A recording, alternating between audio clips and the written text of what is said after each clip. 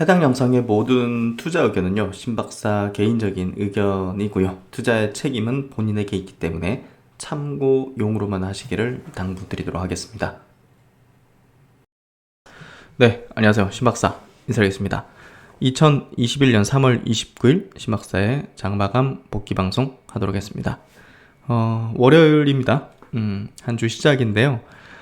지난주 이제 미국 시장이 그래도 막판에 좀 급등하면서 플러스권으로 마감해주면서 뭐 국내 시장도 좀 우호적인 흐름으로 시작을 했는데요. 기관의 매물이 좀 많이 나왔던 것 같아요. 기관의 매물 비롯해서 또 이제 월가에서 뭐 대량의 어떤 블록 딜로 인해서 약간 좀 매물출의 가능성 이런 우려감이 좀 작용하면서 시장이 약보합으로 좀 마감이 됐고요.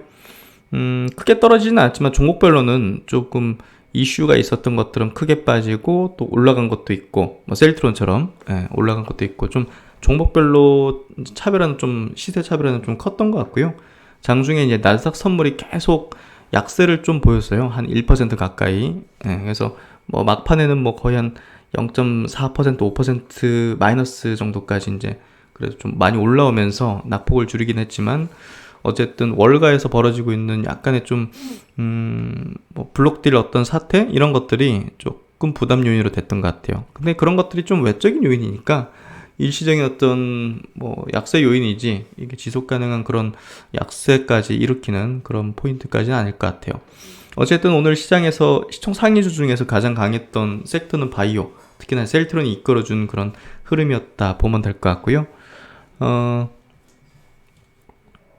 NC소프트가 오늘도 많이 빠졌어요. 한 7% 빠지면서 야 이거 지금 유저들 다소 좀 지금 불만이 커지고 있고 뭐 이탈이 벌어지고 있는 그런 부분들이 아무래도 기관의 어떤 매물을 출회시키면서 좀 빠지고 있는데 그 내용도 한번 짚어드리고요. 그리고 이제 하나 시스템이 대규모 유중을 이제 발표를 했거든요. 그러니까 야 뭐 지금 시총이 2조인데 1.2조 원 규모의 유중 발표라. 어쨌든 최대 주주 물량이 뭐 60% 이상이니까 최대 주주 이제 주주 대상 유증입니다. 그래서 최대 주주가 제일 많이 돈을 내게 될 텐데 이 탑업인 지분 투자가 한 7천억으로 잡혀 있는데 과연 이제 어떤 곳에 이제 쓰려는지 어쨌든 우주항공과 이제 UAM 쪽으로 쓴다고 하거든요. 그래서 그 내용 한번 분석해 보는 시간도 가져보고요. 그리고 이제 컴투스 신작 출시에 대한 투자 전략도 이제 슬슬 제가 이제 구체화 좀 해서 말씀을 드리도록 할게요. 그리고 가장 핵심적인 내용은 이제 셀트론, 레큐로나 이제 공급 가격과 공급 물량에 관한 이제 뭐 전문가들의 어떤 이견 관련된 리포트 분석을 같이 한번 해보면서 우리가 셀트론의 향후 행보에 대해서도 좀 전망을 해보는 그런 시간을 가져보도록 하겠습니다. 그럼 장 마감부터 해보도록 하겠습니다. 국내 증시 코스피 지수 0.16% 하락해서 3036포인트로 마감했고요. 상승 종목수, 하락 종목수는 뭐 400종목 한 비등했고, 또 이제 코스닥은 0.27% 하락, 954포인트로 마감했고요.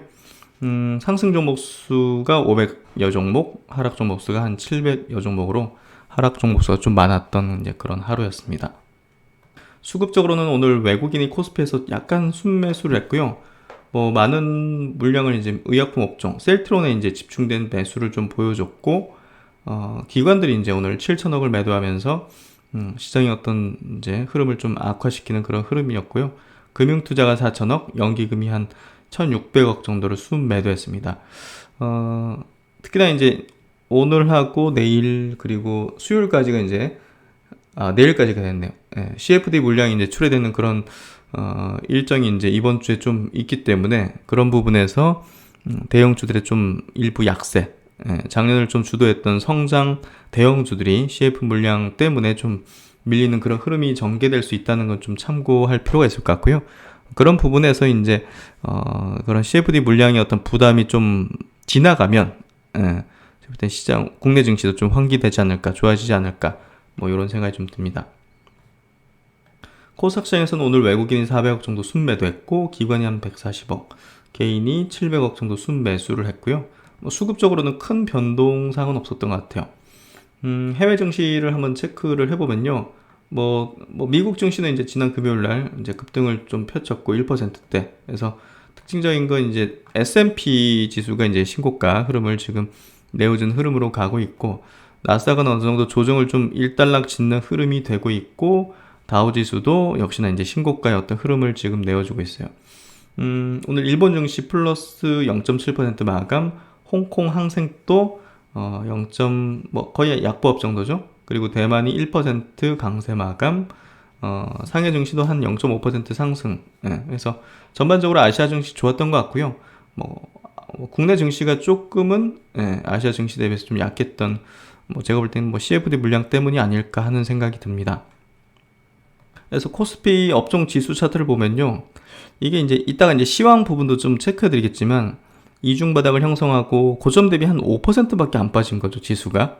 우리가 체감적으로는 많이 빠진 것 같은데, 그래서 조정을 보이는 어떤 흐름 자체는 되게 견실하게 하고 있다, 그렇게 좀 생각해 볼 수가 있을 것 같고요.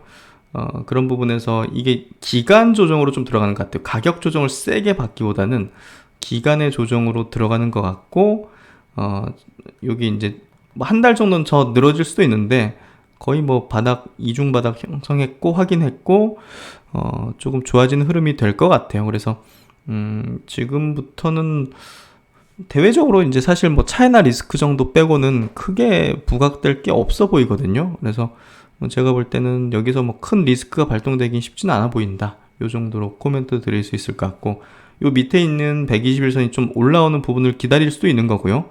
이렇게 이게 이평선이 그려지는 원리가요, 여기서 왔다 갔다 하면 최근에 높은 구간에 있기 때문에 장기 평선이 따라서 올라와요, 후행적으로. 그래서 이런 게 오면 또 여기서 또 이렇게 딱 지지를 확인하면서 탁 튀어오르는, 여기서도 보시면 여기 121선을 기다리는 거였거든요. 그러니까 결국은 기간 조정을 보이면서, 그러다가 이게 같이 따라 올라오다 보니까 부근에서 확 밑으로 꽂다가 바로 올려치는.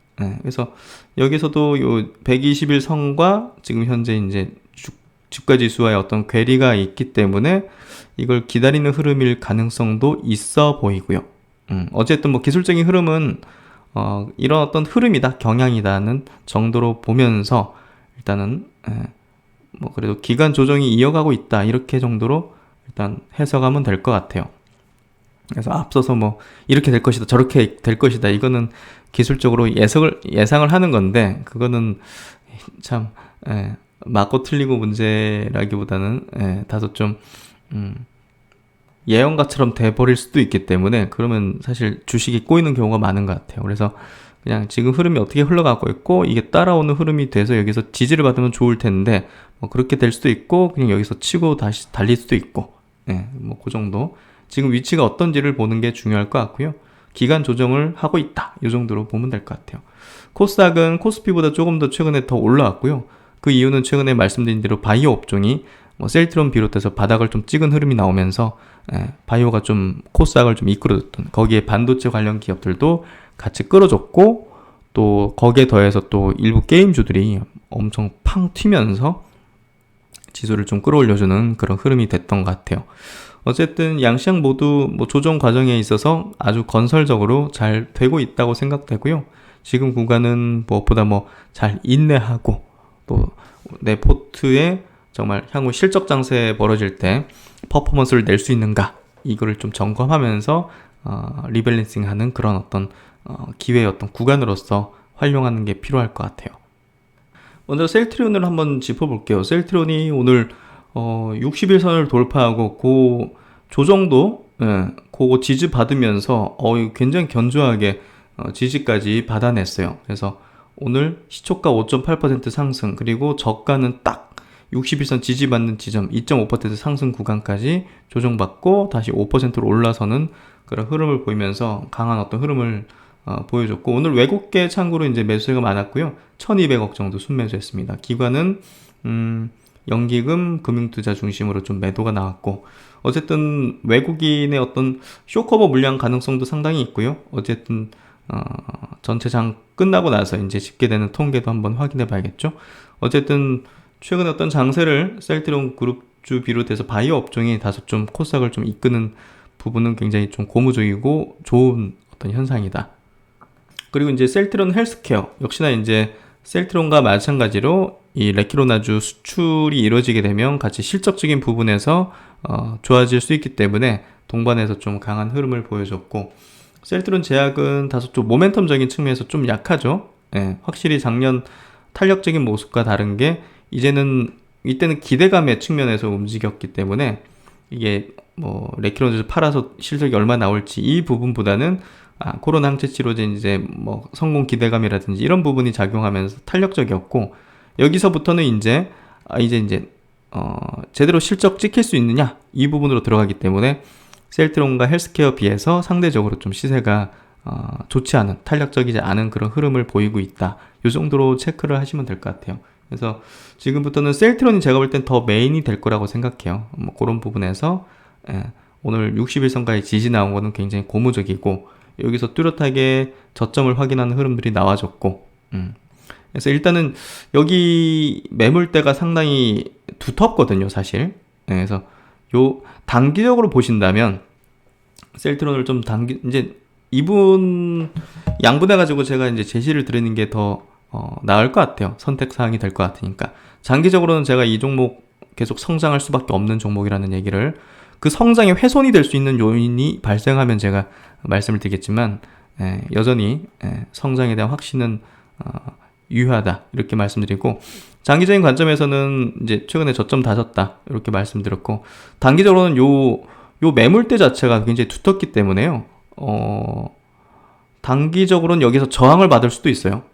저항을 저항을 받고 좀 찌글찌글 하다가 튈 수도 있어요. 그러니까 시나리오적인 부분이에요. 그래서 참고상으로 보시고, 이 두터운 매물대를 뚫기 위해서는 강력한 수출 공시가 나와줘야지 않을까 싶거든요. 그래서 정말 조 단위로 매출을 낼 수 있는 그런 어떤 수출 공시, 계약 공시 자체가 나와주게 된다면 뚫을 수 있지 않을까 하는 생각을 하고요. 역시나 이제 이걸 뚫을 거는 기대감보다는 실제로 숫자 찍힐 수 있는 어떤 모멘텀, 그런 부분들이 제가 볼 때는 뚫을 수 있는 에너지가 힘이 될 것 같아요. 그래서 그런 부분을 한번 같이 보면서 뭐 계속적으로 이제 체크를 해드리면서 제가 코멘트를 드릴 테니까 그때 되면 또 말씀을 드리도록 하겠습니다. 일단은 지금 현재 시장에서 가장 강하고 약간 주도력을 보이고 있는 건 셀트론이다, 이렇게 좀 볼 수가 있을 것 같아요. 그리고 이제 오늘 한화 시스템이 1조 2천억이라는 정말 이렇게 많이 해? 할 정도의 어떤 유증을 발표를 했는데요. 그러니까 분명히 이제 어떤 용처가 있기 때문에 이 정도의 어떤 유증을 할 거라고 생각해요. 그래서 오늘 뭐 당연히 이제 기관, 뭐 외국인 단의 어떤 매도 물량이 나오긴 했지만 생각보다는 많이 나온 건 아닌 것 같아요. 특히나 이제 주요 수급 주체 보면 투시는 5를 샀고요. 보험 주체 투시는 5를 샀고, 사모펀드 3만 주, 연기금이 한 17만 주 매도를 했는데, 연기금이 이제 주로 매도를 주도했다 이렇게 볼 수가 있는 거죠. 그래서 이렇게 정배를 깔리고 이렇게 우주항공과 UAM의 어떤 모멘텀을 한 몸에 받는 이제 성장주의 어떤 위상을 지금 점유하고 있는데, 이런 구간에서 이제 대규모 유증이다. 이게 과연 어떤 의미를 지닐까, 어떤 전략을 짤까? 저는 홀딩하는 게 맞다 봐요. 갖고 계신 분들은. 근데 이 공시 내용이 어떤 건지 한번 좀 보면서 한번 각자 판단에 맡기겠는데요. 신주를 보시면 이제 7,860만 주. 증자 전에 이제 1억 1,000만 주였으니까 거의 육박하는 정도의 어떤 유증을 하는 거고, 시설 투자 자금을 한 1,100억 정도 쓰고요. 그리고 운영 자금으로 한 3,900억 정도. 그리고 타법인 증권, 다른 회사의 어떤 지분을 취득하는데 7천억이라는 자금을 지금 쏟아붓는다고 해요. 그래서 과연 무슨 회사를 인수하려고 7천억이나 쓴다는 걸까? 이게 가장 제가 볼 때는 중요 포인트가 될 것 같아요. 이게 어떤 외국의 회사일지, 아니면 국내 예를 들면 정부가 갖고 있는 한국 항공우주 이런 것들을 인수할지. 왜냐하면 지금 뉴스페이스 시대로 넘어가면서 민간으로 이제 많이 이양시키기 때문에 그런 부분에서 한국 항공우주라는 기업을 인수할 수도 있는 거죠. 그런 부분에서 본다면 이게 어떤 회사를 인수하는지가 제가 볼 땐 관건이 될 것 같고요. 해외 UAM 회사라든지 이런 회사를 인수하는 것도 제가 볼 때는 굉장히 좋은 어떤 호재가 될 것 같은데, 주주 배정입니다. 주주 배정이기 때문에 한화 시스템의 이제 대주주를 보면 한화 에어로스페이스의 7인 H솔루션, 이 아들들이 갖고 있는 회사죠. 지주회사 겸. 그래서 62%가 이제 결국은 최대 주주 측이기 때문에 결국 이제 포스코 케미칼 비슷했던 것 같아요. 포스코 케미칼도 이제 포스코가 이제 압도적인 지분을 갖고 있었기 때문에 주주 배정 유중에서 이거 대주주도 이렇게 같이 들어가는 거지 하면서 좋은 시장 반응이 있었거든요. 보시면 포스코 케미칼이 62% 들고 있었기 때문에 주주 배정이면 뭐 거의 대부분 최대 주주가 이제 베팅하는 거기 때문에 뭐 결국은 호재 안 내겠느냐, 성장을 위한 어떤 자금 조달이지 않겠느냐, 이렇게 해서 포스코 케미칼도 이제 유중을 발표하고 나서 이렇게 주가가 2배 튀어버렸죠. 그래서 하나 시스템 같은 경우도 뭐 그렇게 될 거다 이렇게 뭐 단정 지을 수는 없지만 사실 하나 시스템이 지금 흘러가는 흐름이 굉장히 시장에서 주목받고 고성장할 거라는 그 산업의 이 선두권을 지금 점유하고 있는 그런 기술과 그런 것들을 확보하고 있기 때문에 그런 부분에서 한화 시스템에 대해서 투자 전략을 바꿀 필요가 있을까 하는 생각을 해요, 저는. 그래서 이 공시 내용 보면서 이제 각자 판단하셔야겠지만 제 개인적인 이제 생각과 의견으로는 이거 중장기로 한번 가보고 싶다, 갈 거다, 이런 관점이라고 보시면 될 것 같아요. 그래서 이제 하나 시스템 주식을 들고 계신 분들은 한 주당 이제 0.58주를 이제 배정을 받게 되고요. 이런 부분에서 이제 유상증자 대금을 납부를 해야 되죠. 예정 발행가는 지금 15,250원인데요.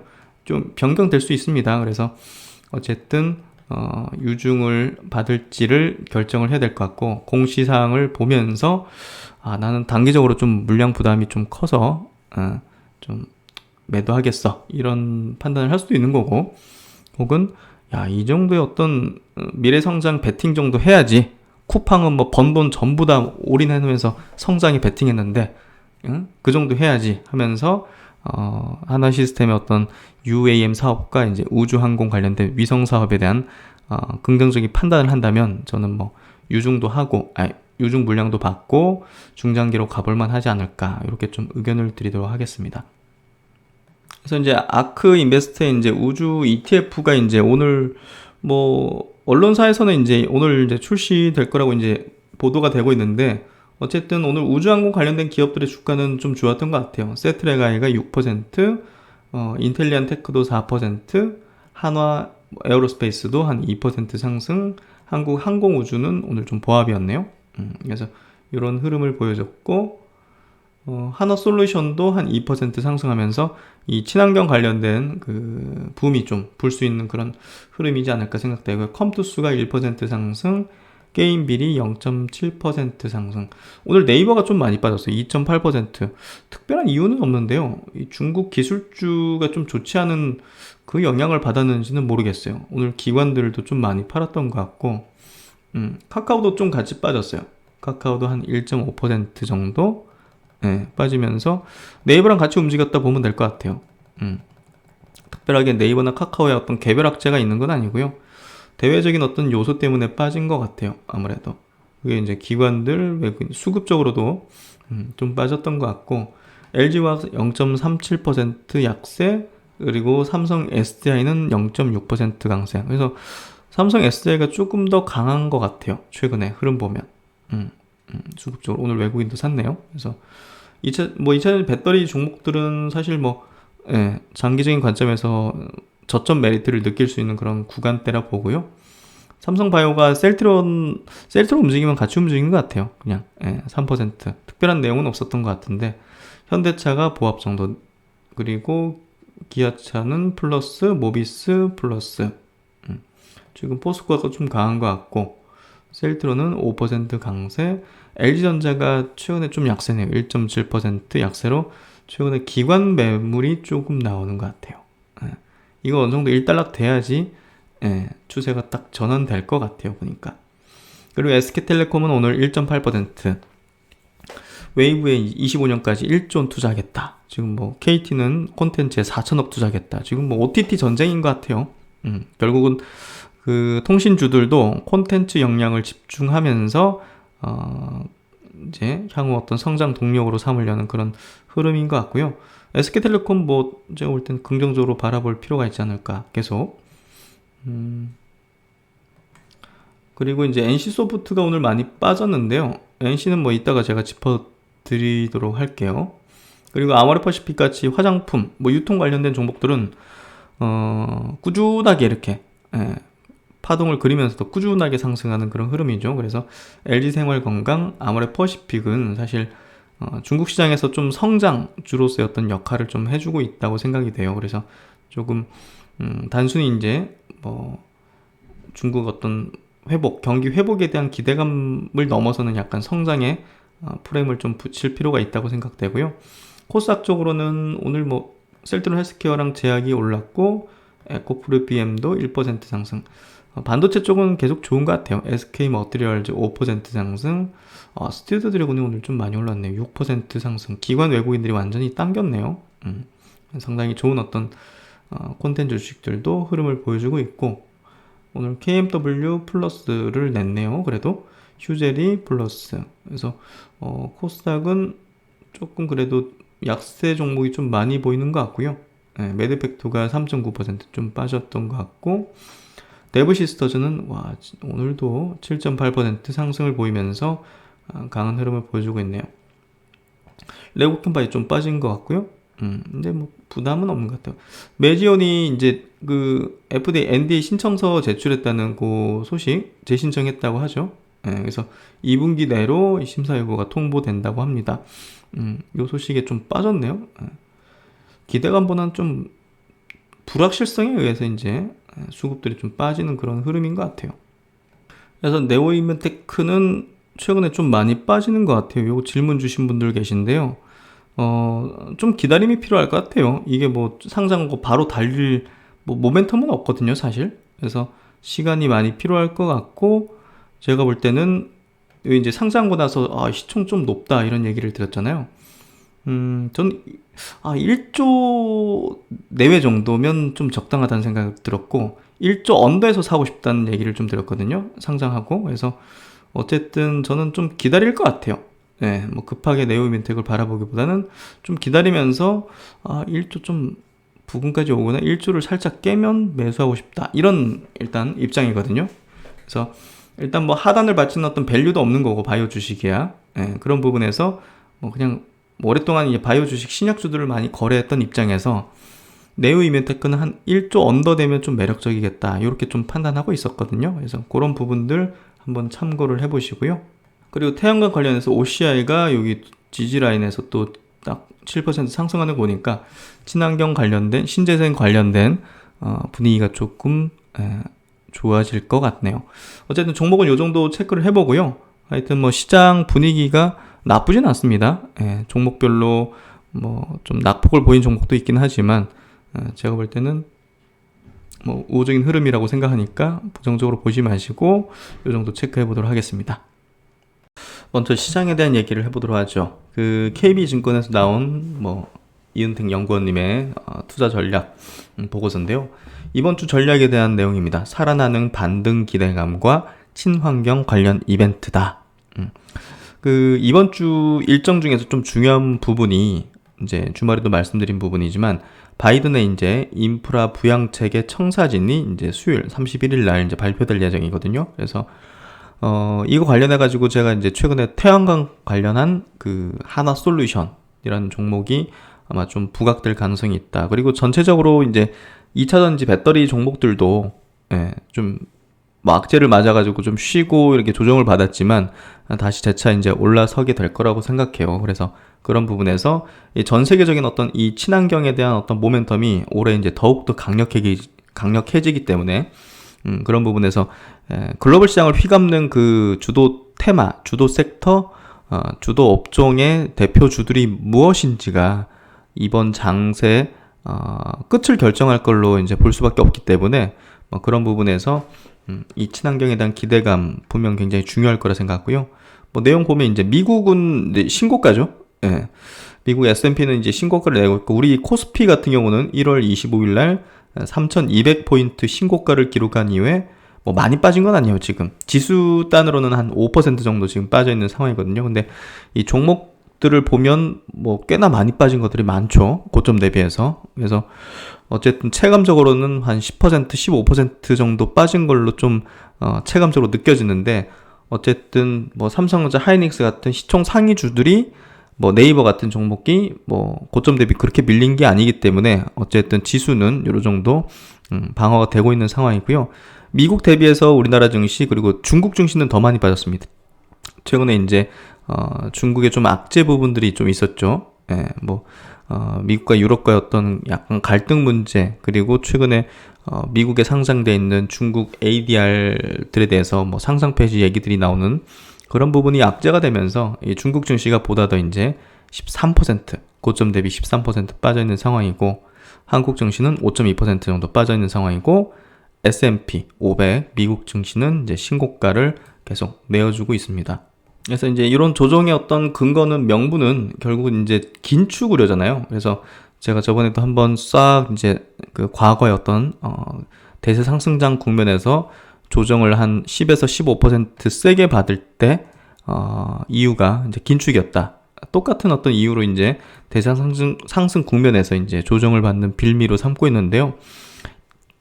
연준이 이제 긴축을 하게 되면 뭐 미국 증시나 선진국 증시보다는 신흥국에서의 어떤 자금 이탈 가능성 때문에, 자금 유출 가능성 때문에 신흥국들이 더 이제 조정을 받아요, 세게. 그래서 최근에 한국 증시나 뭐 대만, 중국 뭐 이런 증시가 조정을 받은 그런 이유 중에 하나라고 좀 생각할 수 있고요. 긴축 관련해 가지고는 사실 대세를 꺾을 수 있는 그런 내용이 아니다. 예, 요걸 이제 과거 사례를 통해서 원리적으로 좀 설명을 들었으니까 뭐 해당 영상 한번 이제 다시 한번 보시면 이해되실 거라고 생각하고요. 그래서 이제 이번 2분기부터는 본격적으로 이 친환경 관련된 기대감이 증시에도 이제 세게 아마 불어닥칠 걸로 생각이 돼요. 사실 뭐 작년부터 이제 증시 어떤 화두고 주도하는 어떤 업종, 섹터였지만 이게 이제 올해 뭐 꺾인다 이러 볼 수 없거든요. 왜냐하면 이 분야 자체는 구조적인 어떤 성장을 하는 분야이기 때문에 올라가다가 쉬었다가 이제 기간 조정 받고 또 가고, 이렇게 하는 어떤 구도로 이제 흘러갈 거고요. 그런 부분에서 2차 전지, 전기차, 또 신재생 에너지 쪽은 결국은 이번 장세에서 계속 끝까지 주도 업종이 될 수밖에 없다고 생각합니다. 민주당은 친환경 인프라를 정책의 중심에 놓고 있다. 마침 4월 22일부터 23일에 미국이 주최하는 기후정상회의, 대면을 한다고 해요. 여기서는 기후정상회의가 이제 열린다. 시진핑 주석도 초청되는데, 미중 갈등에도 불구하고 지난 이제 알래스카 회담에서는 뭐 친환경 분야는 협력하기로 했죠. 그만큼 이쪽 분야는 뭐 정치적 갈등과 전혀 별개로 전 세계 이제 국가들이 다 이제 협력을 다지면서 그 규제를 이제 지키기로 하고 있기 때문에 결국은 정말 리스크 프리한 어떤 지점의 성장주라고 좀 볼 수가 있고요. 또한 이제 지난 주말에 독일 여론조사에 따르면 녹색당의 지지율이 기독당 연합을 위협하고 있다. 그래서 이제 9월 총선이 열리는데 이제 여기서 이제 메르켈 총리의 어떤 후임을 결정한다고 해요. 굉장히 중요한 어떤 총선이 될 것 같은데, 유럽의 이제 이런 그린 뉴딜은 올해 4분기부터 이제 시작될 전망이다. 해서 올해 전체를 휘감는 그런 이슈가 될 거라고 지금 보고 있고, 일단 4월 2일에는 이제 미국 고용 지표가 발표된다고 해요. 그래서 요 지표에 따라서 또 미국 시장에 대한 어떤 전망치를 조금 수정할 수도 있지 않을까 생각이 되고요. 어쨌든 올해 이제 화두, 요 이제 그린 뉴딜, 친환경, 이쪽에 대한 부분을 우리가 좀 중요하게 전략상으로 세워야 된다고 생각하고요. 지금 배터리 삼형제, LG화학, 삼성 SDI 그리고 SK이노베이션 같은 경우는 중장기적 관점에서 이제 기회가 될 것이라는 어떤 의견을 뭐 저는 계속 드리고 있습니다. 그리고 이제 셀트론 관련된 리포트 한번 체크해 보죠. 신영증권에서도 이제 셀트론의 코로나19 치료제 레이키로나의 유럽 사용 승인에 대한 코멘트를 이렇게 나왔고요. 한번 체크를 해보도록 하겠습니다. 유럽 내 세 번째 코로나19 항체 치료제 탄생이다. 지난 2월 24일 셀트론의 코로나19 치료제 레키로나주가 레그남비맙이 유럽 EMA로부터 롤링 리뷰 개시된다는 공시 이후 약 1개월 만에 품목 허가 전 사용 승인 권고를 받았다. 그만큼 이제 급박한 환경이라는 걸 얘기해 주는 거죠. 그래서 릴리 사건, 리제론 사건 병용요법에 대한 사용 승인 이후 유럽 내 세 번째 코로나19 항체 치료제로 승인을 받았다. 그래서 레키로나는 고위험군 경증 환자, 이제 산소치료 필요 없는 성인 환자, 이제 국내랑 비슷한 거죠. 중등증, 중증으로 전환되는 환자, 요 치료제로 사용 권고 받았으며, 이제 유럽 연합 각국의 자체 판단에 따라서 처방이 이제 가능하게 되었다는 거, 이제 수출길이 열렸다는 거, 예, 그게 이제 이번 어떤 사용 승인 핵심 내용이고요.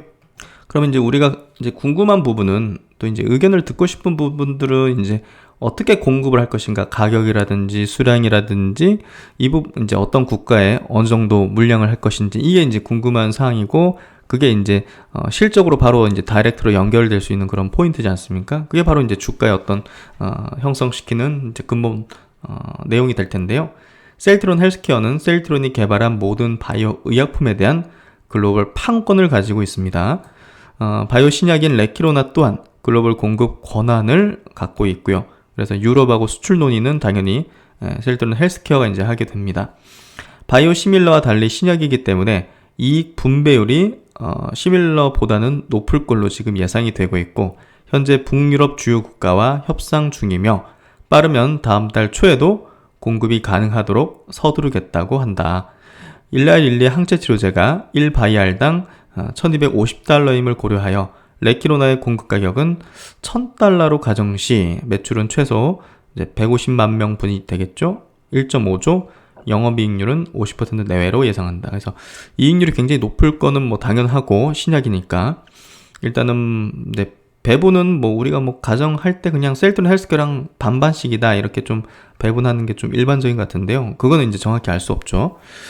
다만 공급 시기 및 양사의 수익 배분 조건에 따라서 올해 각사의 실적은 크게 달라질 것이다. 셀트론은 작년에 레키로나 10만 명분 생산을 완료했고, 올해 국가별 사용 승인 및 수요에 따라서 150만에서 300만 명 분의 생산을 고려하고 있다. 그러나 기존 바이오 의약품 생산을 위해서는 신규 CMO 계약이 필요한 상황이다. 그러니까 이거를 다 생산하면 기존의 바이오시밀러 생산 물량이 부족하기 때문에 신규 이제 CMO 쪽에 어떤 계약이 좀 필요한 상황이다. 예, 요 얘기를 하는 거고, 그렇죠. 미국 내 긴급 사용 승인을 받은 코로나19 항체 치료제는 지금 리제네론 그리고 릴리 사건 두 개가 있고요. 지금 GSK랑 같이 비어사가 비어 이제 바이오테크놀로지 여기가 공동 개발한 요 파이프라인 치료제가, 항체 치료제가 미국 FDA에 긴급 사용 승인을 지금 신청한 상황이에요. 그래서 이게 만약에 떨어지면 셀트론은 미국 쪽에서는 일단 네 번째 치료제가 될 수도 있다, 이 얘기를 하는 거죠. 예, 사용 승인 성공한다면. 그래서 이런 지금 상황에 있고, 그러니까 하나금융투자보다 더 낮은 가격으로 좀 가정을 하고 있네요. 예, 그렇죠? 그래서 제가 이제 이 부분에 대해서 좀 얘기를 전문가 분들하고 좀 얘기를 해봤는데, 어쨌든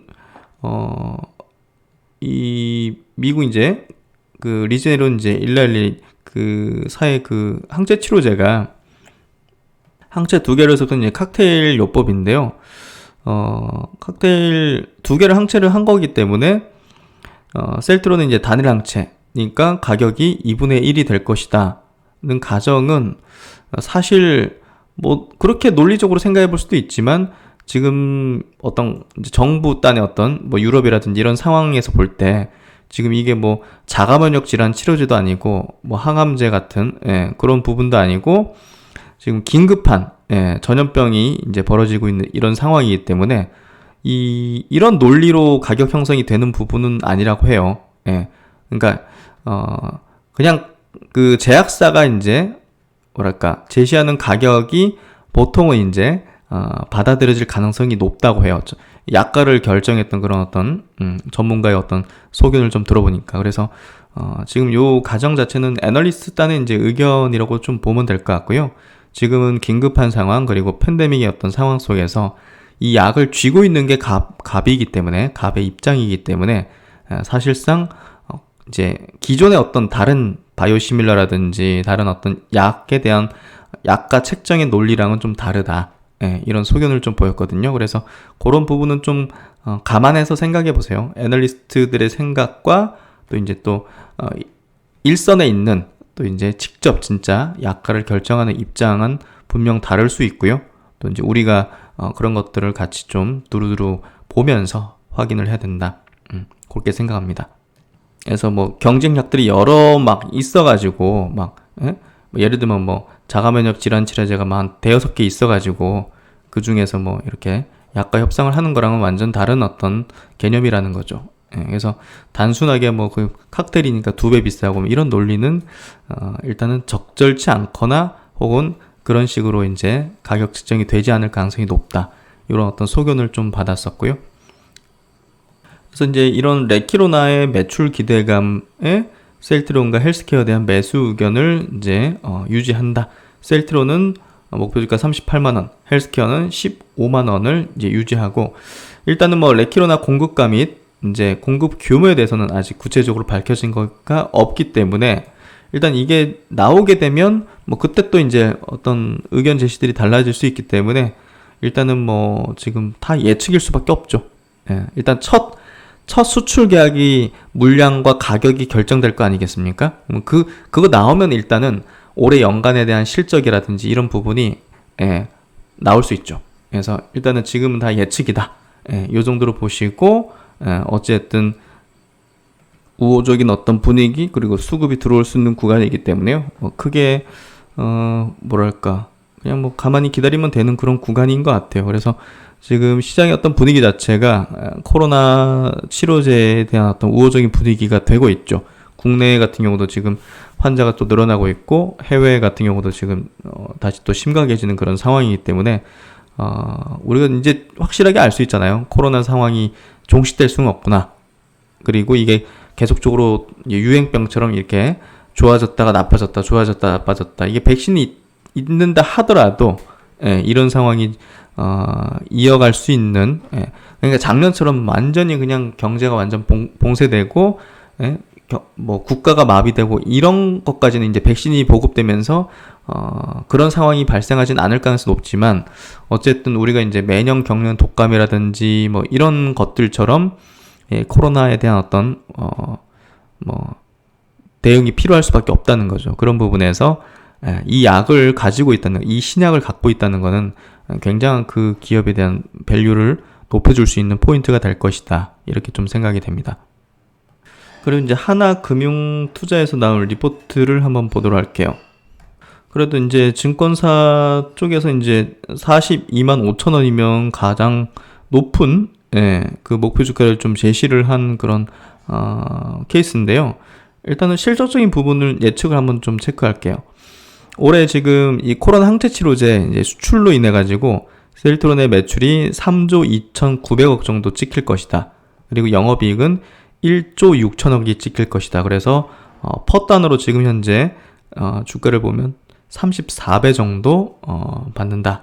이렇게 좀 제시를 했고, 내년에는 올해보다는 작은 물량이 이제 수출될 수밖에 없기 때문에 2조 4천억으로 이렇게 이제 낮추는 그런 어떤 컨센을 제시했고요. 거기에 따른 퍼는 53배다. 그래서 올해 이제 좀 일시적인 코로나 이제 항체 치료제 수출로 인해서 매출이 뛸 것이다. 이렇게 예상을 하고 있고, 요거에 근거해서 지금 이제 42만 5천 원의 목표 주가를 제시했습니다. 그러면 레키로나주로 올해 셀트론의 이제 기대 수익은 어떻게 되느냐를 이제 이 부분이 이제 핵심이 되겠죠. 아까 이제 신영증권 같은 경우는 1,000달러로 이제 계산해서 한 최소 이제 150만 명분이 팔릴 것이다. 그래서 1.5조 원을 이제 도합이죠. 셀트론과 헬스케어 이제 도합, 이 레키로나의 어떤 매출이 1.5조 정도 이렇게 좀 예상을 했고, 여기서는 이제 보십시오. 역시나 뭐 비슷합니다. 지금 릴리사하고 리즈누론이 이제 칵테일 요법으로 만든 거죠. 2,100달러 정도니까 일단은 1,250달러에 이제 공급된다는 점. 릴리사의 이제 코비드19 단일 항체 치료제인 발라니비맙, 요거의 경우에는 도주당 이제 1,250달러에 공급되기 때문에 이거랑 좀 비슷할 것이다. 그래서 요거랑 최소 이제 130만 도주 정도 생산하는 거 곱하면 한 1.6조 되네요. 그렇죠? 예, 그러니까 신형하고 거의 뭐 흡사한 어떤 규모로 최소 매출을 요 정도 책정하고 있기 때문에 어쨌든 올해 이제 매출 자체는 아마 이제 굉장한 점프업이 좀 될 겁니다. 이게 이제 코로나 특수로 인해서 지속 가능한 건 아니지만 어쨌든 신약의 이제 개발 능력을 보여줬고 이걸로 인해 가지고 셀트론의 이제 브랜드 가치를 전 세계에 확 끌어올린 거기 때문에 사실상 이제 이게 매출 찍히는 것 이상의 제가 볼 때는 그 가치를 지닌다고 보여지고요. 그런 부분에서 본다면 사실상 밸류를 좀 업해줄 수 있는, 왜냐면 신약을 개발한 기업이잖아요.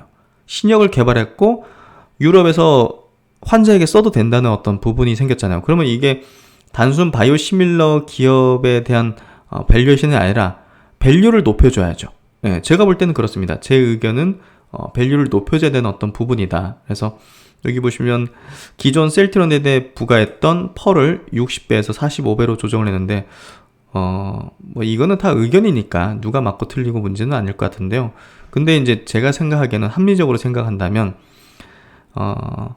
시밀러 업체에게 매기던 밸류에서 분명 업은 해야 된다.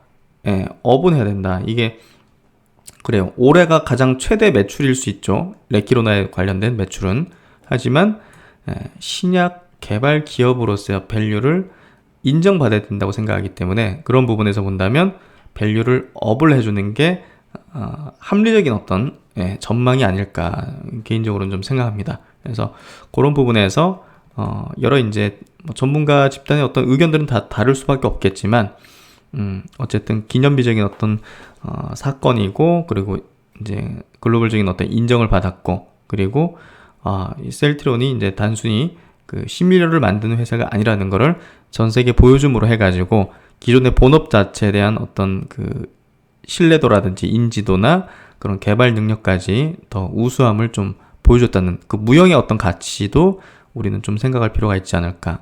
그리고 이렇게 신약 개발을 하면서 쌓은 이 개발의 어떤 노하우 자체는 돈을 이제 어디 돈을 주고도 가질 수 없는 그런 부분이라고 생각이 되거든요. 여러분과 함께 이제 작년부터 셀트론이 이제 신약 개발에 대해서 거쳐온 과정들을 보셨지 않습니까? 정말 정석대로 뭘 건너뛰지 않고 모든 걸 정석대로 해왔습니다. 그래서 이걸 모두 경험했다는 것 자체는 굉장한 자산일 거라고 생각해요. 그래서 그런 부분들은 이제 그런가요? 투자자들이 이 부분은 이 정도 가치입니다. 이렇게 각자가 다 다르게 판단하는 거예요. 그래서 이거에 대해서 크게 생각하는 사람들은 이거 장기 투자로 가는 거고 이거 뭐 일시적으로 좀 매출 내는 거 아니겠느냐 하는 사람들은 뭐 나가는 거죠. 그래서 결국은 같은 현상과 같은 내용이 돼서도 다르게 이제 판단하고 이렇게 전략을 이제 세우기 때문에 그건 이제 투자자 각자의 문제긴 하지만요. 제 의견은 이건 굉장한 무형의 어떤 가치업이 일어나는 그런 부분이다고 생각합니다. 그래서 뭐 신영증권이나 하나금투와는 뭐 개인적인 의견과 생각은 좀 다르다. 이렇게 좀 말씀을 드리겠습니다. 그리고 이제 NC소프트 소식을 좀 드리도록 할게요. 최근에 뭐 게임주도 흐름은 굉장히 좋은데 NC소프트가 또 이제 나름의 어떤 악재를 좀 가지면서 이렇게 좀 주가가 좀 많이 밀리죠. 고점 대비해서도 한 20% 가까이 좀 밀려 있는 상황인데요. 결론적으로는 이번에 이제 NC소프트에 발생된 그런 악재는 제가 볼 때는 좀 지나갈 이슈고 뭐 그런 부분에서 중기적인 관점에서는 이제 기회라고 생각해요. 어쨌든 단기 급락을 한 부분이 이제 악재 반응에서 이제 빠지긴 했지만 외국인들은 이제 오히려 이제 되려 담는 흐름을 보이고 있고 뭐 기관들은 로스캣 내지는 그냥 뭐 차익 실험 관점으로 그냥 매도를 하는 것 같아요. 리스크를 회피한다든지. 그래서 일단 양 주체가 완전히 이제 다른 어떤 행보를 보이는데 제가 볼 때는 단기적으로는 바로 급반등 나오기는 쉽지는 않아 보이지만 뭐 그럼에도 불구하고 배터리 주식들하고 비슷한 관점이에요. 어차피 이제 지금 흐름은 이제 일시적 어떤 조정 흐름이 아닐까 생각을 하고요.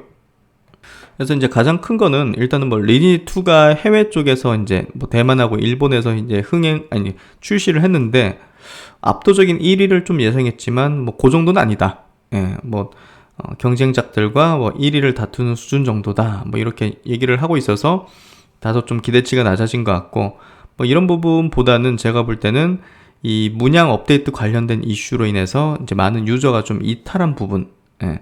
그래서 이게 이제 롤백이라는 약간 좀 시간을 되돌리면서 발생된 이 중간에 아이템을 구매한 사람들이 그 사라진 문제가 컸던 것 같아요. 그러다 보니까 환불을 요구했고, 뭐 1, 2억짜리 뭐 아이템을 구매했는데 환불 받으니까 거기 안에 있는 어떤 재화를 통해서 한 5천만 원밖에 못 받았다. 그래서 이거 다 보상해달라니까 이제 NC에서는 규정상 이제 이렇게 그렇게 될 순 없다 해가지고 많은 유저가 이제 불매 운동이 일어나면서 지금 뭐 실제 이제 이용자 이탈까지 좀 발생했다는데, 뭐 아직까지는 뭐 큰 어떤 영향까지는 아니에요. 뭐 여러 가지 트래픽이라든지 이용자 이탈 이런 것들을 체크해 보면 엄청 이제 치명적인 어떤 수준까지는 아니지만, 그래도 이미지에 대한 일부 타격 때문에 일시적으로 어떤 주가의 어떤 흐름이 좀 좋지 않은 건 사실인 것 같아요.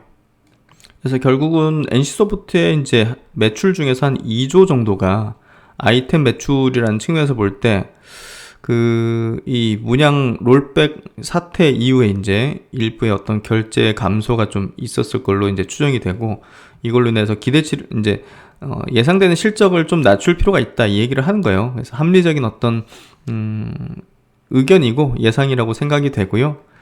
그럼에도 불구하고 이 부분이 지속 가능한 포인트는 아니다. 그리고 이제 연봉을 좀 올려준 부분도 연간 따질 때 한 500억 정도 인건비 증가가 있기 때문에 이제 영업이익단으로도 좀 낮춰야 된다, 이런 의견을 준 거고요. 약간 좀 신작에 대한 어떤 출시 연기 부분도 좀 이제 있고, 뭐 참 한꺼번에 이렇게 온 것 같아요, 악재가. 그래서 한꺼번에 이렇게 반영되면서 급락 형태로 좀 된 것 같고요. 이런 부분을 뭐 어떻게 우리가 이제 전략을 세울지는, 뭐 지속 가능한 악재인지 이제 치명적인 기업의 어떤 근본적 리스크를 만드는 요소인지를 체크해 보는 게 필요할 것 같고요. 그렇지는 않은 거라고 생각해요.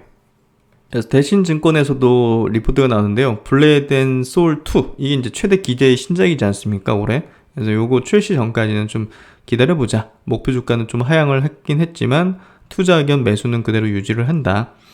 리니지 2M의 이제 일본 흥행 성과가 예상보다 좀 저조한 점을 반영. 그러나 가장 큰 기대작인 블레이드 앤 소울 2 출시를 지켜볼 필요가 있다. 그래서 불소2 흥행 성공 시에는 주가 반등될 걸로 뭐 전망이 된다, 이렇게 하고 있고요. 그래서 리스크를 좀 회피하고자 하는 어떤 수급이 조금 나가는 그런 흐름인 것 같아요.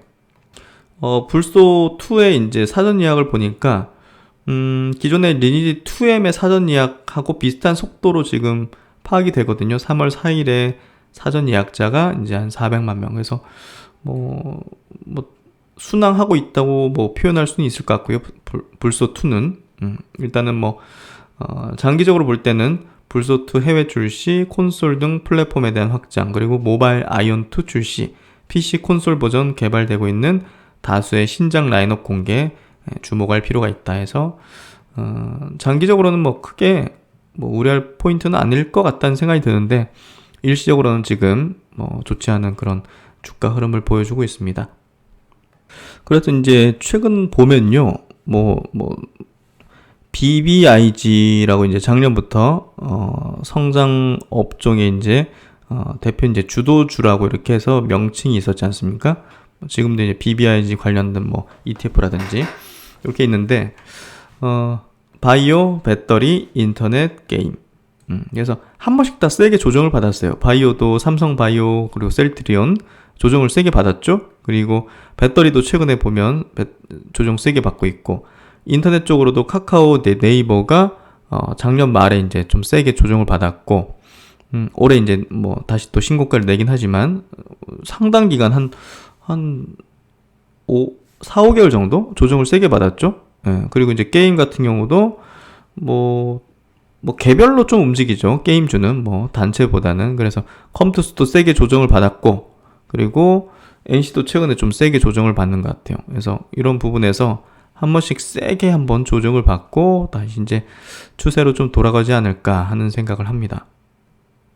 그리고 이제 작년부터 꾸준하게 이제 뭐 게임주 중에서는 NC소프트하고 컴투스를 제가 커버를 좀 해드리면서 추천을 드려왔는데요. NC가 최근에 좀 빠진 게 좀 아쉽긴 한데 뭐 장기적인 관점에서는 뭐 문제되진 않을 거라고 생각합니다. 그리고 이제 컴투스인데요. 컴투스 같은 경우 최근에 이제 그래도 조정 뒤에 가파르게 좀 올라오는 흐름을 보이고 있고, 또 백년 전쟁이라는 이 기존의 서머너즈 IP를 가지고서 내놓는 첫 이제 신작이죠. 요 게임이 지금 글로벌 사전 예약자 수 자체가 3월 26일 기준으로 500만 명을 돌파했어요. 저도 신청했습니다. 예, 그래서 상당한 좀 기대가 좀 되는 그런 흐름이 되고 있고, 제가 이제 컴투스에 대한 어떤 얘기를 드릴 때는, 분석을 해드릴 때는 항상 그 안전 마진이 좀 있다. 예, 가지고 있는 현금 자체도 한 6,500억 정도 갖고 있는데, 최근에 이제 주가 많이 올랐죠. 데브 시스터즈가 지금 시총이 한 1조 4천억 이렇게 넘어서는데요. 여긴 지금 9.4%라고 돼 있는데, 뭐, FM 가이드 쪽에서 보면 이제 14.85% 이렇게 상당한 지분을 갖고 있거든요. 그래서 어쨌든, 지분이 한 2천억 가까이 된다는 거. 예. 한 1,500에서 2천억 가까이 지분을 갖고 있다는 거, 데브 시스터즈에. 그런 부분들까지 다 더해서 보면, 야, 이거 지금 시총이 지금 2조 좀 넘는데, 기존의 서머너즈 게임만으로도 보시면 올해 이제 퍼 단으로 12배 정도. 신작에 대한 기대감이 주가에 별로 반영된 게 없네. 게다가 안전 마진성 현금 자산 6,500억에 데브 시스터즈 지분 가치가 1,500에서 2,000억이야? 야, 이거는 이 말 그대로 요거죠. 주가의 하방 리스크가 굉장히 좀 크지 않다. 이런 점도 좀 매력적인 것 같아요. 그래서 최근에 주가가 좀 낙폭을 좀 크게 보였었잖아요. 지수 조정과 함께. 근데 뭐 조정받을 이유는 없었거든요. 그래서 좀 뭐랄까 좀 강하게 좀 말씀을 드렸던 것 같아요. 뭐 정말 빠질 이유도 없고, 단지 정말 조정일 뿐이다. 그래서 컴투스에 대한 믿음은 좀 확고했던 것 같아요. 개인적으로도. 그래서 백년 전쟁 요 4월 29일날 이제 출시죠. 이때까지는 리스크 프리한 구간이다. 그리고 이때 전이죠.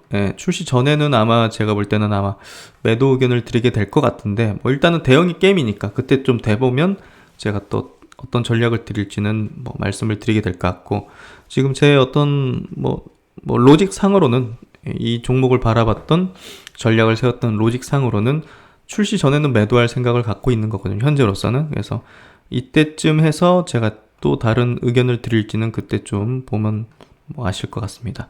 어쨌든 요 백년 전쟁 다음에도 이 서머너즈 IP를 가지고서 만든 크로니클, 요거가 또 출시될 예정이기 때문에 하반기에 뭐 사실상 뭐 굉장히 좀 낮은 밸류를 현재 받고 있고 저평가다. 저는 그렇게 생각합니다. 그런 부분으로 한번 보시면 될 것 같아요. 오늘 증시를 좀 압박했던 요인이 아무래도 이제 요거 같은데요. 나스닥 선물이 이제 미국 선물이 이제 장중에 계속적으로 이제 약세를 보였어요. 뭐 나스닥 선물은 거의 뭐 1% 이렇게 가까이 하락하는 그런 어떤 장중 약세를 좀 보이면서 국내 증시도 이제 다소 좀 조정을 좀 만드는 그런 빌미가 됐던 것 같은데요. 뭐 한편으로는 뭐 아시아 증시가 뭐 전부는 나쁘진 않았어요. 근데 어쨌든 나스닥 선물이 약세를 보인 이유가 이제 이게 아니었을까 하는 생각이 드는데, 지난 금요일 날 미국 시장에서 이제 그 190, 한 20조죠? 예, 20조를 한 방에 블록딜을 하는 그런 일이 좀 벌어졌어요. 그래서, 이게 무슨 종목? 이제 중국 뭐 기술주들이 있지 않습니까? 이런 중국 기술주들에 대한 최근에 이제 규제 가능성들이 이제 불거지면서 이제 차이나 리스크가 좀 발동되고 있는데, 미리 이런 것들을 좀 정리한 것 같아요. 블록딜 통해서. 그래서, 이게 이제 추가적으로 나올 경우에는 시장에 조금 더 타격을 줄 수 있다는 그런 우려감? 그런 부분들이 아마, 장중에도 좀 영향을 미친 것 같아요. 그래서, 어쨌든 오늘 시장에 좀 불안한 모습을 좀 보인 이유가 이 부분이 아니었을까 생각되는데요. 어쨌든 펀더멘털적인 요소가 아니라 이제 외적인 요소이기 때문에, 규제 리스크라든지 차이나 리스크적인 측면이기 때문에 국내 증시에 대한 영향은 뭐 일시적일 거라고 생각을 하고요. 내용 한번 좀 볼게요. 업계에서 일한 지난 25년간 이 정도 규모의 블록딜을 본 적이 없습니다.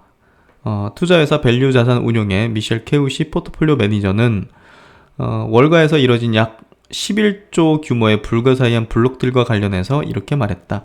특히 블록딜로 처분된 주식에는 중국 기술주가 대거 포함돼서 뉴욕 증시에 지금 차이나 리스크가 짙게 드리워지고 있다는 우려가 나온다. 그래서 이게 골드만삭스하고 모건스탠리 창구를 통해서 벌어진 거죠. 여기가 뭐 주체가 돼가지고 이제 거래했다기보다는 이게 위임해가지고 요 창구를 통해서 거의 한 20조 정도의 블록딜이 발생했고요. 블록딜이라는 거는 이제 미리 정해진 가격에 이제 매수와 매도자가 이제 대량의 물량을 주고받는 그런 거래고요. 보통 이제 기관들이 시장 충격이 벌어지기 때문에 뭐 예를 들면 뭐 $100에 이렇게 좀 팔려고 해도 시장에서 팔면 막 이제 호가를 내리면서 팔아야 되기 때문에 대량의 물량은 이거를 이제 장외에서 뭐 한 5%, 7% 할인해 가지고 한 번에 그냥 그 해당 이제 기관 투자자나 이렇게 넘기는 그런 방식이 이제 블록딜이라고 볼 수 있는데요. 와, 이게 한 방에 20조가 이렇게 벌어진다는 거는 정말 전무후무한 사태인데, 제가 생각하기에는 이런 것 같아요. 지금 미국에서 중국 기업, 특히나 이제 중국 공산당하고 밀접하다고 의혹을 받는 그런 중국 기업에 대해서 상장할 수 없도록, 그리고 증시에서 퇴출시키도록 하는 그런 어떤 법안 규제가 좀 벌어질 것 같아요. 그런 부분에서 지금 최근에 이제 중국 기술주들이 미국에 상장된 중국 기술주들이 급락을 했는데요. 그런 부분에서 그런 중국 기술주를 많이 보유한 그 펀드 쪽에서 아마 빨리 넘겨버린 게 아닌가. 그래서 그렇게 보면 어떻게 보면 좀 폭탄을 돌렸다고도 볼 수가 있는데, 이 부분이 좀 연쇄적으로 나올 수 있게 된다면 증시에 일단은 좀 압박적인 어떤 부분이 될 것 같고요. 뭐 그럼에도 불구하고 이게 펀더멘털 요소는 아니기 때문에 일시적으로 뭐 증시를 좀 출렁이게 한다든지 해당 종목들을 좀 출렁이게 한다든지 하는 이제 그런 포인트겠죠. 그래서 그런 부분에서 오늘 이제 국내 증시를 좀 압박했던 약세를 만들었던 요인은 제가 볼 땐 좀 크게 두려워할 필요까지 없다고 생각하고요.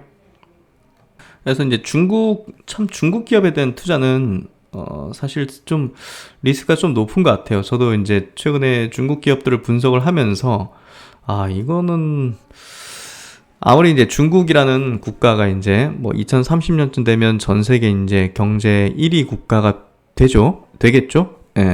그런데도 불구하고 이게 경제가 성장하는 부분하고 우리가 주식을 투자해서 이렇게 이득을 거두는 부분하고는 약간 별개일 수 있겠구나 하는 생각이 좀 들었어요. 분석해보면서. 그래서 분석을 하는데 필요한 데이터도 좀 부족한 면이 크고, 이런 차이나 리스크, 즉 이제 여기 보면 이제 알리바바 창업자한테도 중국 이제 금융당국을 비판하니까 막 제재를 가하고, 특히나 이제 여러 가지 어떤 금융업이나 이제 소비자 데이터를 이제 많이 가지게 되지 않습니까? 알리바바라든지 이런 이커머스 기업들은, 그리고 이제 뭐 플랫폼 기업들은.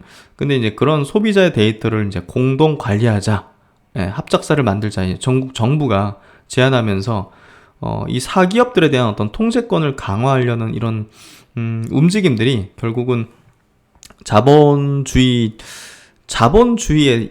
일단 결정체인 기업에 대해서 상당히 리스크를 이제 만드는 요소가 되는 거거든요. 그게 이제 결국은 미국에서도 이렇게 제재를 할 수밖에 없고, 우리가 투자하는 관점에서도 중국 기업은 언제든지 저거 무너질 수도 있겠구나, 이게 그런 어떤 부분이 되는 거죠. 그래서 이거 중국 기업은 함부로 이거 투자하면 안 되겠구나 하는 생각을 이제 깊이 좀 하게 된 것 같고요. 뭐 그런 부분에서 최근에 이런 어떤 미국 시장에서 벌어지고 있는 일련의 사태는 굉장히 큰 의미가 있고, 우리가 투자를 하는 데 있어 가지고 중요하게 한번 받아들일 필요가 있다는 생각이 들어요.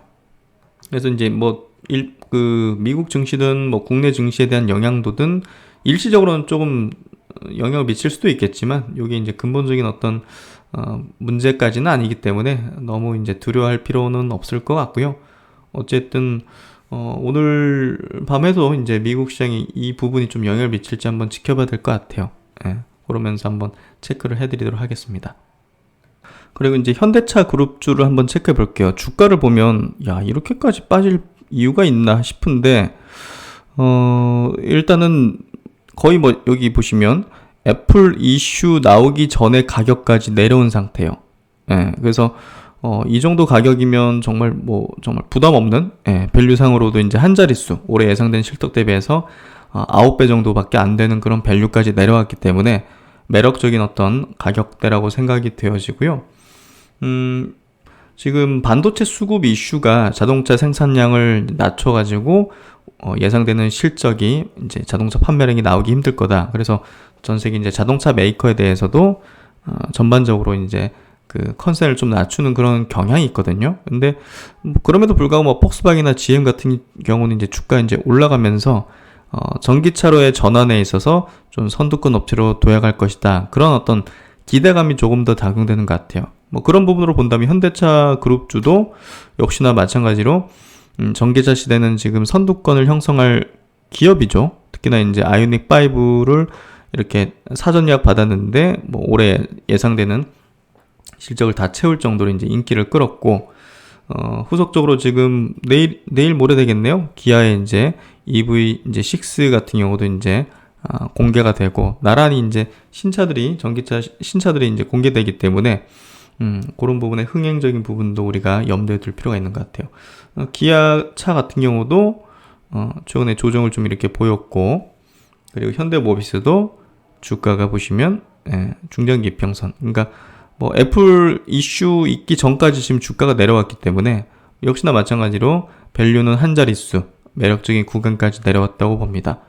그러니까 이렇게까지 내려올 이유가 있나 모르겠는데, 하여튼 어찌됐든 이렇게 주식이라는 게, 주가라는 게 정말 이런 단기적인 궤적 자체를 알긴 좀 어려운 것 같아요. 그런 부분에서 전략을 잘 갖고 있는 게, 확신을 가지고 있는 게 중요한 것 같아요. 어떤 기업이든 그냥 이제 애플 제로니까 따라붙고 한 투자자들은 견디기가 쉽지 않았을 거고, 이 기업의 이제 장기적인 성장성과 기업 펀더멘털적인 어떤 내용들을 이해하고 그런 내용을 바탕으로 이제 장기적 시각으로 매수한 투자자들은 이 구간을 그래도 이제 편안한 구간은 아닐 수 있겠지만 어쨌든 기다릴 수 있는 그런 인내가 보다도 높지 않을까 싶거든요. 그런 부분들이 제가 추구하는 행복한 투자, 그리고 확신을 가지는 투자, 그리고 기업과 동행할 수 있는 그런 투자로 연결되지 않을까 싶어요. 그런 부분에서 최근의 조정은 좀 쉽진 않았던 구간이긴 하지만 결국 지나갈 그런 구간일 것이다, 이렇게 생각합니다. 그래서 오늘 NH에서 나온 리포트를 좀 보겠는데요. 제목이 이제 퍼스트 무보로의 전환을 모색한다. 이제 친환경 전기차 이제 퍼스트 무보로의 어떤 전환을 이제 모색하는 그런 해가 될 것이다. 연초 주가 급등 이후 반도체 수급 이슈, 1분기 실적 우려 등으로 주가 조정이 진행 중이다.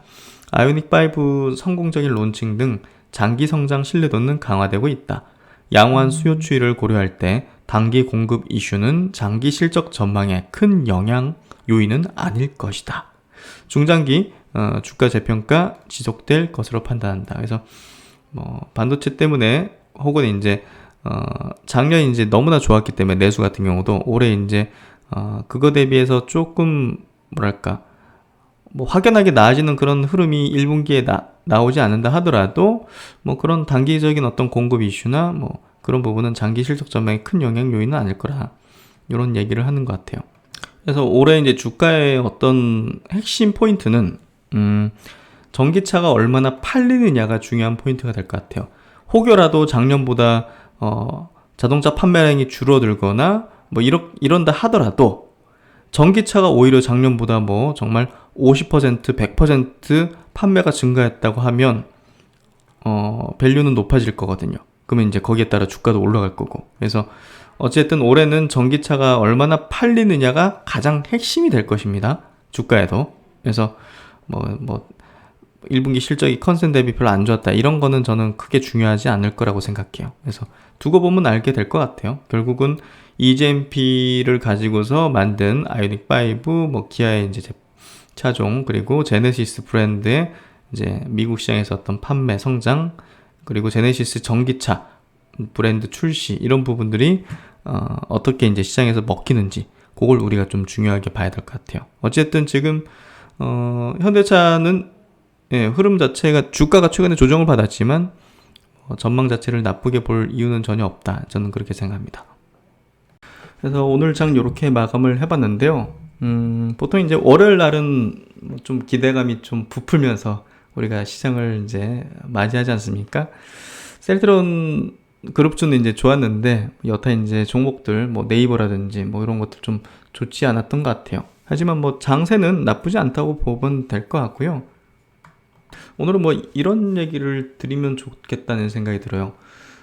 지금 구간은 이제 기간의 어떤 조정, 어떤 시간의 어떤 조정을 이제 거쳐가고 있는 구간이거든요. 그래서 시장이 뭐 한 달이나 두 달 뒤에 정도야 뭐 가겠지 하는 식으로 조금 느긋하게 마음을 먹으면 한결 좀 가벼운 것 같아요. 요즘 뭐 당장 막 올라가야지, 올랐으면 좋겠다 이런 마음을 가지면 하루하루 좀 지치는 것 같아요. 그래서 저도 이제 뭐 그냥 오르든 말든 그러면서 이제 제가 화초 얘기를 많이 했잖아요. 오늘 뭐 당장 막 꽃이 열리기를 바라거나 이러기보다는 그냥 매일마다 이렇게 닦아주고 물도 뿌려주고 화분도 한 번씩 갈아주고 하면서 그러다 보면 어느 순간 꽃이 피어 있을 것 같아요. 그래서 같이 그렇게 하루하루 이렇게 기업을 그리고 시장을 또 분석하고 같이 동행하다 보면 어느 순간 활짝 핀 우리의 종목들의 꽃을 보지 않을까 싶습니다. 하여튼 행복한 투자를 위해서 보다 조급한 마음을 좀 버리면서 내가 가진 좋은 종목을 잘 이제 분석해 나가는 그런 과정을 한번 같이 해보도록 하겠습니다. 네, 오늘도 즐거운 저녁 시간 되시고 신박사는 또 다음 시간에 뵙도록 하겠습니다. 감사합니다.